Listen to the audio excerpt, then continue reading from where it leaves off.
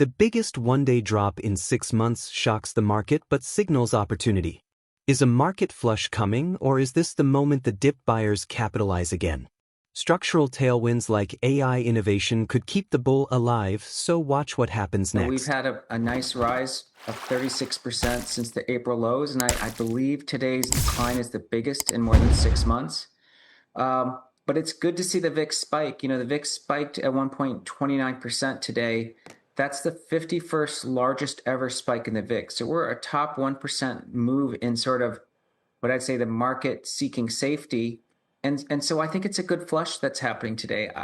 I would like to say the market is concerned, but as your other guests have said, especially Rick, I mean, unless there is a real structural change, this pullback is a buying opportunity. Wow, 51st biggest move for the VIX. So why is it good that the VIX is responding? What does that signal? It shows you that investors are seeking protection. And as you know, the VIX is a measure of expected volatility of the largest 100 stocks. And so a spike in the VIX is really a market saying, okay, I need to get out of everything, but I can't sell everything. So let me hedge it by buying volatility. And that is usually a sign of an interim low. I mean, I don't want to say I think markets are bottoming today, but we know that the forward returns are pretty good 1 month and even 1 week later. So I would say if someone says, are we higher a week from today? I'm going to say the odds are actually really good. We might even be 60 points higher. Well, wow. But that's happened. That's what's been happening, as we talked about earlier in the show, Tom, that we've seen these buy the dip buyers come into the market. We get a day like today, the dip buyers come in, we're higher a week later. Do you expect that to happen again, absent some further escalation with China?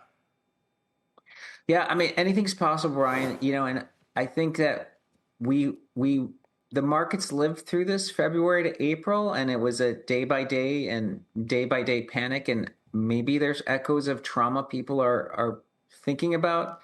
And we do know that this, these are important issues. So I wouldn't want to be glib in saying, hey, this is nothing, because the market is making a big move. But to me, if I said, okay, what are the reasons stocks have been attractive for the past 12 months? It's been about the innovation coming from AI, and it's the innovation as Wall Street looks onto the blockchain, and now it's the Fed that's beginning an easing cycle.